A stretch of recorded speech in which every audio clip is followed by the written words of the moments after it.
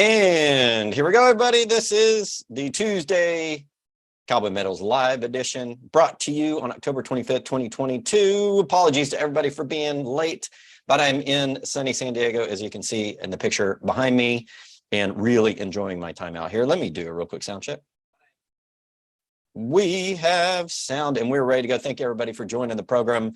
Yes, I'm out in sunny San Diego, so we're doing this a little bit late. Apologies for that. But, you know, when you're traveling, sometimes you got to make those accommodations, as I came in yesterday and had to get my rest. And of course, we have such great research. I didn't want to rush it. I wanted to give, a really good accounting for what we're going to be talking about tonight. So thanks, everybody, for joining the program. As a reminder, Super Chats are open. All you got to do is sign up for that and support the channel by asking a question and making a donation. It does really help support the channel. I guarantee I'll answer that question while throughout the rest of the broadcast. I'll check back in the regular chat as much as possible to try to get to your questions as well. Another real quick sound check.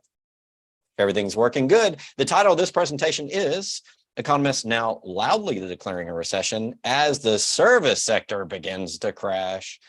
And thank you, everybody, for joining the program. Thank you for Time for being here. EC660 Steve Wojtus is in the house. Thank you for joining. Neil Han Dynasty is here as always. I see a lot of the regulars here. Of course, since we're a little bit late, we may not have everybody in the house that we want, but we are adding some as we're going along. And a reminder, as you see there in the chat, we do have a subscription option now on YouTube. There are two levels. The first level is just supporting us for the content that we already do. The second level is getting access to Rob Keats Unhinged or Unfiltered, depending on, sometimes I get unhinged and sometimes I'm just unfiltered, depends upon my mood. But that's a lot of fun. We do that every 2 weeks. It's a private video to discuss some things that I think about the economy and take a little bit deeper look into the future than we do here on the regular channel. A little bit more speculative, a lot more fun, I think. I have a blast doing it. If you guys are not on that, you got to punch the button. It's not expensive. I think it's about 20 bucks. You get 2 special broadcasts every month. We would go pretty deep into stuff. And so far, we've had great reviews and everybody's enjoying that. As a reminder, also, we have the poll up, and the poll for today is, how bad will this recession end up being? 4% of you say about the same as a tech crash. 0 say the same as a mortgage meltdown. That's 2008, 2009. 42% saying about the same as Great Depression. And the majority of you so far saying, who the hell really knows? And honestly, given the presentation I'm going to give you today, that last answer might be the most apropos. Because I don't think economists agree, even though a lot of them are starting to scream loudly, but we're going to get into it. Also, as a reminder, I'm writing for 𝙎𝙄𝙇𝙊𝙎 now. So if you go to 𝙎𝙄𝙇𝙊𝙎.com/blog, tomorrow you'll see a written version of this presentation where I go a little bit deeper into certain aspects of it, which you can do in the written form out on 𝙎𝙄𝙇𝙊𝙎's website. Please go over there and support me over there as well. Now, we are going to do a preferred provider little sponsorship message here at the beginning of the program. It'll be really quick, I promise, but it is really, really important. And I want back to you, Canada Silver Cobalt. We support them on the program. I interviewed them at Silver Symposium. I've known them for about a year and a half, done a lot of due diligence, met them originally at a virtual conference put on by the Swiss Mining Institute, and really have sort of fallen in love with this project. As you can see on the screen, they're traded on the Toronto Stock Exchange Venture under CCW, and here in the US on the OTCQB under CCWF, and I'll highlight that for you at the top of the screen. And if you're in Frankfurt under 4T9B, well, it's really hard to read from my old eyes. Now, what I wanted to bring to you was the discovery they made at Castle East. This is massive. You can see in the picture, you can literally see the silver veins mixed in with the host rock, or with the country rock, if you will. It's amazing, but look at what we have here. Massive native silver grades up to 89,853 grams per ton. Yes, that would be 2,621 ounces per ton. Intersected service at the Castle East Robinson Zone, less than 2 kilometers east of the Castle Mine shafts. Okay, that is huge. Now, this is an exploration company. They're still building out their project, but that is just ridiculous as far as I'm concerned. It's really hard to find those grades in modern miners, and I really wanted to emphasize that if you're looking for high grade early stage exploration, and that's the area of the mining sector you like to invest in, early stage has more risk but more reward a lot of times. I just want to throw that out there. Okay, now into the presentation.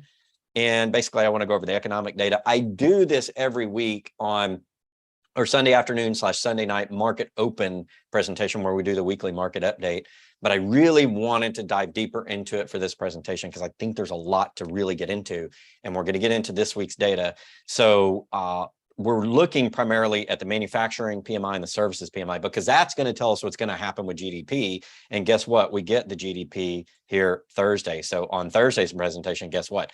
I'm going to talk about GDP and how it was affected by these two very important parts of the economy. Now, I'm going to make sure everything's going right with sound and video. Talk about GDP. We're good. Thank you, everybody, for joining the program. Peter has joined, riding shotgun, doing the moderating duties. Thank you, Peter, for staying up late with us tonight and joining. I didn't let him know I was going to be doing this. I just kind of did it because of what was going on. I didn't have internet for most of the day. I came out to San Diego, went to Airbnb. Airbnb is such a crapshoot. It was a great place, but I had no internet. I had to scramble and find a hotel. Out in San Diego, the hotels are booked. And the reason is because people aren't buying given higher interest rates. And so they're all renting. And so all the rentals are locked up. And so now people are in hotels, long-term stay hotel, which I'm in right now. I lucked out and found one so I could get internet and bring you the report tonight. Otherwise, you guys wouldn't have seen me. And I know that is a horrible thing. Well, we're going to get into what's going on with the economy. According to Market Wash, the PMI data shows U.S. economic downturn gathering significant momentum in October, says S&P Global. And we want to get to that. So what's going on? The S&P Global U.S. manufacturing survey sector rose slightly to 50.7 in October from 50.6. Now, anything over 50 is considered growth, but it's like little miniature growth. Anything under 50 is considered not. So even though manufacturing rose slightly, manufacturing is a much smaller part of our economy than services. And the service index, unfortunately, fell to 46.6 from 49.3. That ain't great, because that's in the negative territory where it's actually considered to be contracting. Economists expected a 49.7% print here, as you can see, but we fell all the way to 46.6. There's about 3 percentage points less than what they expected. So yeah, economists continue to think that we're going to recover and be rosy, or at least break even on the economic data, and it's not happening. And as you can see here, ratings above 50 signify expansion, below that contraction. So we are contracting in the biggest part of the U.S. economy. Let me say that again. We are contracting. So we are in the biggest part of the U.S. economy. If that's not a recession, I don't know what the hell is, but we're going to see what the GDP print is on this Thursday. It's going to be very, very interesting. I think Goldman Sachs kind of downplayed this a little bit and said, maybe we're not in a recession, but I think S&P Global is better. Honestly, opinion on this, and I think we are. But we're going to look at some of what's going on in the economy. We're going to decide, is it a recession? Is it not a recession? And remember, a written version of this will come out on jan-bullion.com/blog sometime tomorrow. I've already submitted that article to them. So if you want to see a lot of the charts and want to view this in written form, go over there. Okay. One of the biggest news that came about today was that Alphabet, the parent company of Google and YouTube, misses on earnings as YouTube shrinks. Company will cut headcount growth by half. Headcount growth by half, meaning they're not cutting overall jobs, they're just not growing as much, and they're going to cut that by half. It says here, revenue at YouTube declined while analysts were expecting growth of about 3%. Alphabet missed analysts' expectations on the top and bottom lines, which means revenue and profit. And total growth of 6% marked the weakest period. Now, Alphabet's still growing. It's just a little bit weaker. They still had positive earnings per share, positive revenue. Advertising revenue, however, was down for YouTube. And the only thing really holding Google up right now is the cloud revenue. Their cloud is growing, although Microsoft's, interestingly, in similar reports today, is shrinking. So while the cloud, meaning all the stuff where all the data gets stored and all the services get stored online, that's basically a very simplistic version of the cloud, is growing for Google. It's shrinking for Microsoft. Well, let's look at other areas of the economy. Are we in a recession? You know, we know sector part of the economy is declining. We've had 2 consecutive quarters of negative GDP growth. Traditionally, economists would call that a recession. The White House said not so fast. We had positive job numbers. You guys know I look at the labor force participation rate, and we're negative there, dating all the way back to 2000 and the tech crash. So I'm not saying jobs have recovered, although the last couple of years have been pretty decent, you know, post-pandemic. Overall, jobs are way down, dating back 20 years. So I don't look at jobs as necessarily being a growth factor in the U.S. economy because you haven't recovered in the last 2 decades from last 2 recessions. That being said, we're going to look at yield. So you look at treasuries. The 2-year is 4.472. That is above the 10-year at 4.111. Both are moving up, but we're still in that yield curve inversion. The single most prescient and accurate indicator of an oncoming recession is when 2-year bond rates in the US demand higher rates of return than 10-year. What that means is people expect more risk or more chance of recession in the short term than they do in the long term. That means oncoming recession. What about the currencies? Well, the USD is strengthening to everything else, and that's pushing the rest of the world into recession because they're losing their purchasing power. So the stronger the dollar gets, you would think it would be better for the US economy. Actually, sometimes it can be worse because it can push all of our partners into recession, which then is going to push us into recession as well. It's all related. So we don't necessarily want a super strong dollar or a super weak dollar. We want somewhere in the middle in which all countries can trade and do that without falling into recession. Super strong dollar there. We're in the strongest US dollar period dating back for a couple of decades. And I showed this chart on the program maybe a couple of weeks ago.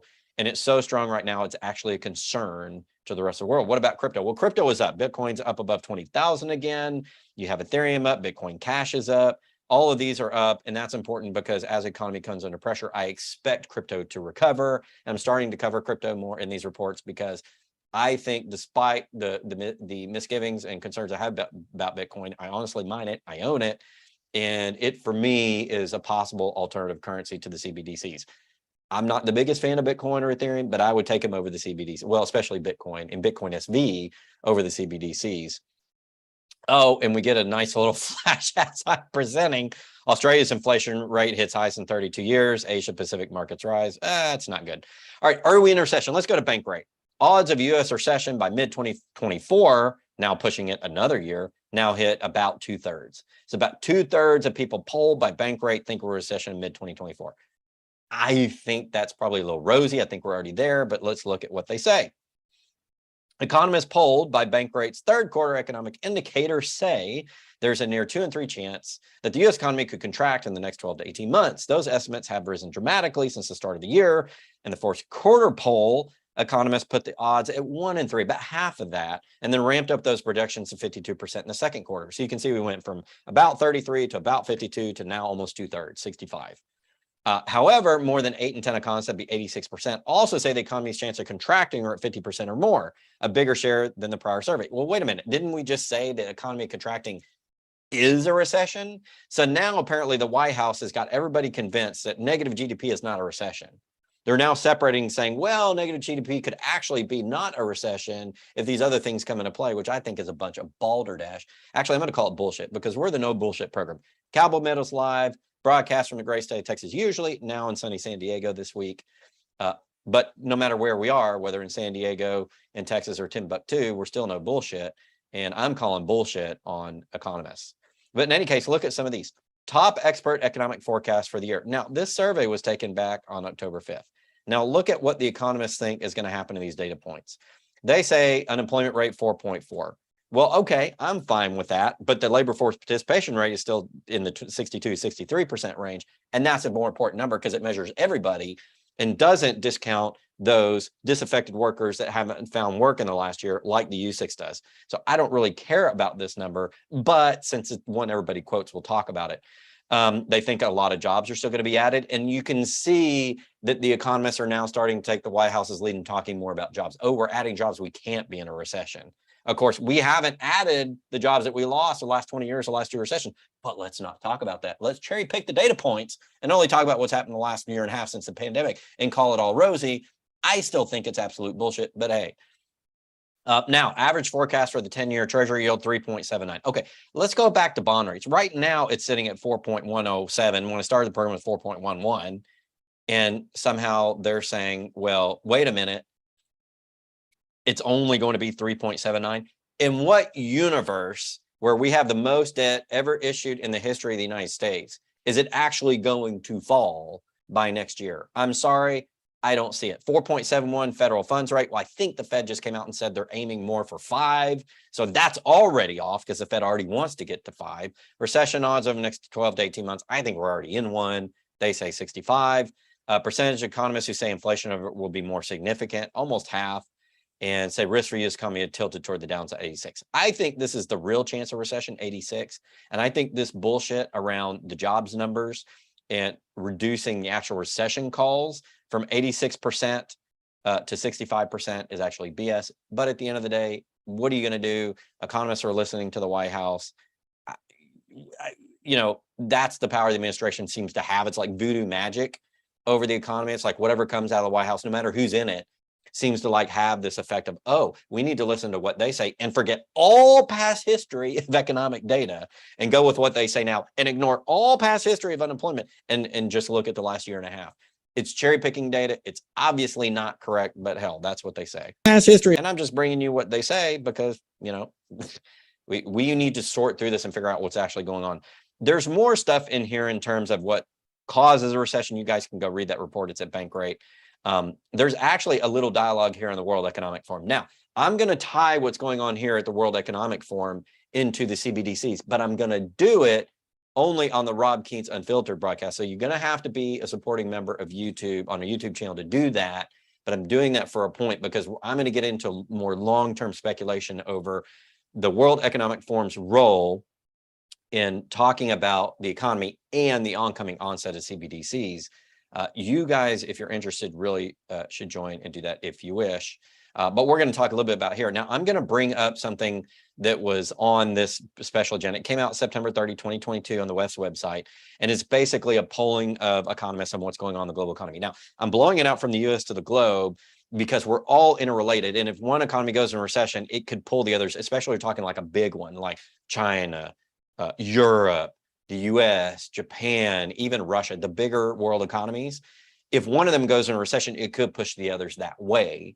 And so I want to take a worldview, and it's interesting to note what they say here. I'm going to go ahead and play this and just listen for a couple of minutes as to what the WEF says is going on with the world economy. And I think their language, even though they're not calling a recession right now, their language indicates that we're in a recession. And some of the language they use in a report I'm going to show you here in a minute is really sort of nasty. But I'm going to break that report out into a separate video because that's one we're doing a deep dive on. We're here, we're sort of covering, you know, top down broadly. This report I'm going to get to in a minute. I'm going to cover it more deep in a separate video because I think it deserves it. But let's go to the tape and see what the world economy or the economists at the World Economic Forum are saying about recession. Guy Miller from Zurich Insurance in Switzerland. And in Singapore, we have Santi Satyaratai with 𝙂𝙊𝙇𝙀𝙀 Limited. Also joining me to discuss this report, we have on it here in Geneva, 𝙎𝙄𝙇𝙑 Zahidi. 𝙎𝙄𝙇, thank you. Can you begin perhaps by telling us the headlines from this year's Global Economic Outlook? Thanks, Adrian. The Chief Economist's Outlook is the views of 50 of the top chief economists from various sectors, various geographies, telling us where the global economy is headed. We do this exercise every few months. The last time we did this was in May 2022, and the headline was that we are in the midst of a perfect storm. Now, here in September, we're looking at a situation that became worse, and the outlook has darkened.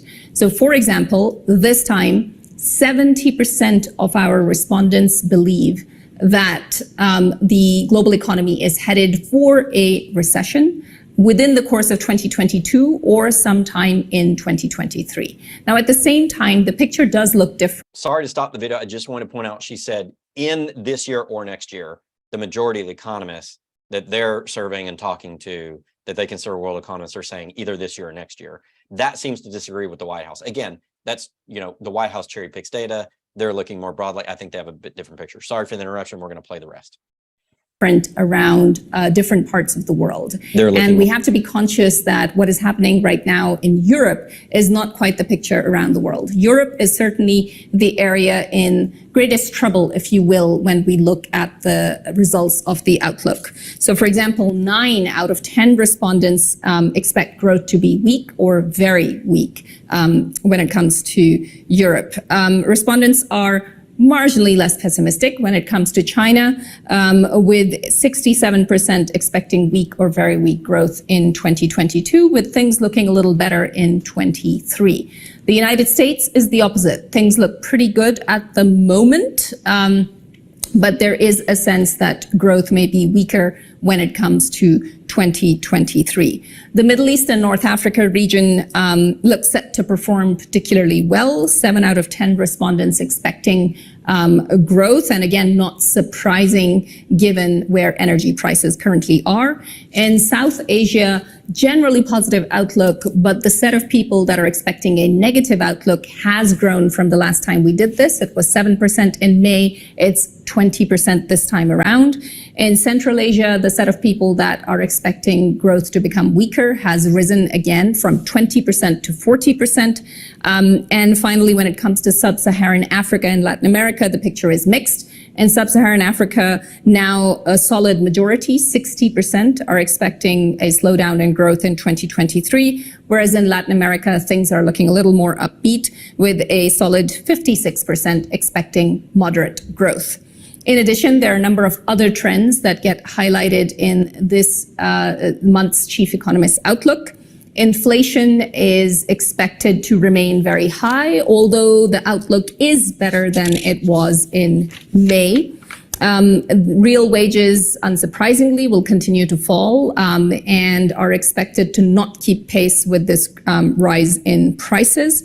Around 9 in 10 expect real wages to decline in low-income economies, and 8 in... Okay, this gets farther into it. I'm going to stop right there and just make a couple of comments. Let me come off of the screen share here for a moment. Here's what I think about that. I think the rosy numbers in the US are guided by 2 things. One, it's the White House's job boning about jobs, which is not a really prescient point because over the last 22 years, we've lost more than we gained. I don't care what we've regained in the last year and a half. All we did in the last year and a half was catch up to pre-pandemic. But pre-pandemic, we were still down 3 to 4 percentage points of where we were before the Great Recession, 2008, 2009, and even farther behind where we were in 2000 with the tech crash. So employment hasn't recovered. But I think they're looking at that. I also think they're looking at the strong dollar, and the misnomer about the strong dollar and why you have to be really careful about statistics and how you reference them and what meaning you put behind them is that when you look at the dollar index, the DXY, the USD, or just the DXY and the US dollar's role in that, it's against a basket of the 5 other basically major world currencies. And all it says is the dollar is stronger relative to all the others. The DXY and the dollar strength that everybody quotes all the time has zippo to do with purchasing power of any of the currencies. It is a ratio of the strength of those currencies to each other, not of those currencies purchasing power or ability to buy goods, or whether or not we have strong currencies which help economic growth. Okay, so the DXY is not, but I think that's what they're influenced by. I think that's why the picture of the US is really rosy. I'm going to tell you why that doesn't matter. If you look at the rest of the world, it didn't look too damn good in that video. Okay, and the report I'm about to show you, it looks even worse because the language that WEF uses in the next report is wowzers. Okay, and I'll talk about why they do that in the report versus the video in a sec. But if the rest of the world's going into a recession, I don't give a damn what the dollar looks like compared to other currencies, and I don't give a damn what the current job picture looks like. It's going to drag the US into a recession, because who the hell is going to buy US services if nobody has any damn money and the US dollar is so strong nobody can afford it? You're going to have a waterfall effect on the dollar. And what's going to happen, because the dollar is a world reserve currencies, the rest of currencies, the rest of economies are going to go first. I think starting with both Japan and Europe, which are in this race to destroy their own currencies and the economies the fastest. And the UK, which has suddenly jumped in to this insane, world by having a really failed currency intervention, economic intervention recently, and then having the shortest prime minister tenure of any time in UK history, and then putting a former Goldman Sachs person in there who believes in central bank digital currencies. Hint about what I'm going to talk about in Unfiltered this Friday. I don't see where the US gets out of this unscathed, and I think it's silly. The other point I want to make, and I'm going to go back to the share screen here, is when you're going over data, you have to look for multiple sources or multiple publications, even from the same sources. So you try to look at multiple sources, you try to crunch the data and get a picture, but at the same time, what you also want to do is look at multiple artifacts from the same source. So we looked at that video and it was somewhat rosy. Everybody's expecting recession this year or next, but it's not too bad in the US, and there's some bright spots. But look at what we find when we look at the written report from the same World Economic Forum during the same damn month. This is also September 2022. And I'm going to get deeper in this report later because there's a lot in it. I just want to show you the table of contents. Now, contrast the video I just showed you with this. Global growth falters. The outlook darkens. Inflation heightens recession risks. Real wages continue to fall. Food and energy security under threat. When do people riot? When they don't have food and they can't heat their homes or cool their homes, and people are dying because of that. What about, oh, the great social unrest is on the rise. This written report that they know less people are going to pay attention to than the video I just showed you, which is out on YouTube and on their website, is where they really get into it. Global fragmentation deepens. Geopolitics. Businesses adapt to an unsteady global landscape. Okay. The reason I'm going to break this report out separately is because this is a hell of a lot closer to the truth than the garbage that video just showed you. That's why you got to look deeper, and that's why you come to Goals Pros, because that's what we do. I'm a nerd on this stuff, man. I am going to find the truth, or as close as I can realistically get to it, you know, to the best of my ability. And it just seems to me that world leaders are really sugarcoating this stuff, because I think they're afraid to tell the public what they really think, which I get. You don't want to cause a panic, but at the end of the day, I'm here to tell the truth. I'm a former auditor. I'm just looking for the truth to help people and to discuss it. Thanks for a couple of contributions and support to the program. Dumb Money Media with the donation. His comment is going to try to finish the Silverfest vid by the end of the month. As a reminder, on November 12th, I will be participating in Arcadia Economics Silverfest, which is going to be a lot of fun. Virtual conference, a one-day special virtual conference put on by Chris and Yara of Arcadia Economics. I have been asked to participate, and it's going to be a lot of fun. And Dumb Money Media is going to have a special little presentation leading up to that, a meme video, which we love, and we will put more on the channel. Thank you for Dumb Money Media for letting us know that and for contributing to the program.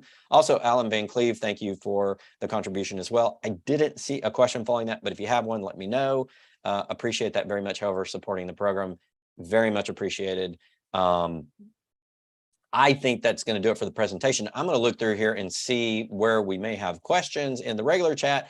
Final readout of the poll. I'm going to go ahead and end it here. How bad will this recession end up being? 50% of you say about the same as the Great Depression. 43% say who the hell really knows, which I think is really a valid answer, because nobody seems to agree, even though I think it's pretty damn obvious we're in one already. And we're sure as heck, if not in one, we're going to be in one, at least when measured by the same things we historically have called recessions and depressions by. And about 8% of you say either the same as the tech crash, the mortgage meltdown, the last two.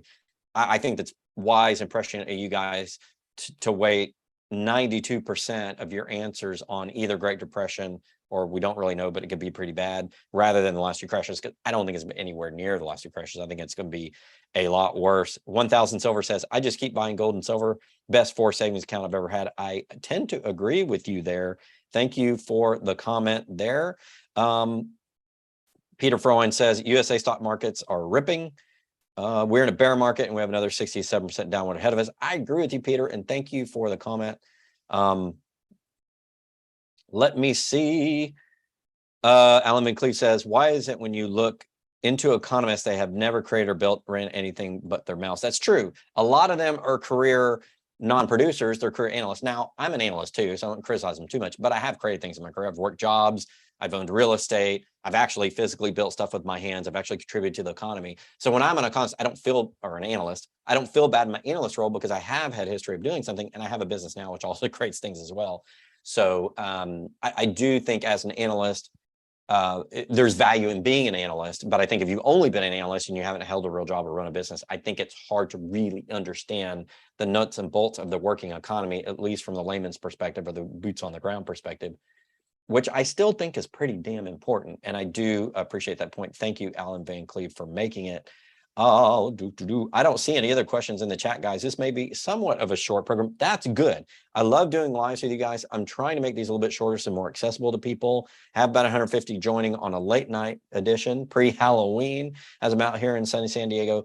Thank you, everybody, for joining. I think my conclusion here is we're in a recession and it's going to get nastier. And I'm going to talk more about that on Friday when I do the Unfiltered. If you guys are supporting us on YouTube, I think at the $19.99 or $20 level, you'll get that. This Friday, we'll talk about that. I'm also going to talk about other stuff in Unfiltered, by the way, a lot more than just recession. There's a lot of other things I'm really going to riff on in this one. You guys have been joining me there. The first 3 Unfilters that I did, they were kind of scripted because I knew I was going to talk about how to introduce that. But now in this 4th one, I'm going to really start to have some fun and rip on what I think now that we have that base information there. So if you guys haven't joined Unfiltered yet, it's a great thing. Enough with the commercials. I'll stop that. Thank you, everybody, for supporting the program. Thursday, we have believe we have an interview for you guys on Thursday. It's going to be a lot of fun. So stay tuned to the channel for that. And I will be back in town next week, regularly scheduled live next Tuesday, 5:30 p.m. Central, 6:30 p.m. Eastern time. Stay tuned for that. Of course, we got Halloween coming up. Everybody have a great Halloween. Please enjoy that. Be safe. I love Halloween. Great time. Even though my kids are a little bit older, I still enjoy the holiday. It's a great time of year. Love celebrating that. And of course, what's really important, we're getting into holiday shopping season. There's a lot of reporting ending up the last couple of months of the year on, is the consumer going to save the economy? Do they have the bucks to do it? Are we going to blow it out and be in the black this year for all of our retailers in the economy? Or is this going to be sort of a muted holiday season leading into 2023, which we think potentially is going to be a whole hell of a lot worse, according to what the data is telling us? We will see. Thank you guys so much for joining the program. I'm going to go back to writing my articles and getting some work done before I head off to dinner and grab a bite to eat. Thanks everybody for joining the program. It's been absolute pleasure. Until next time, this is Rob Kientz, Gold Silver Pros.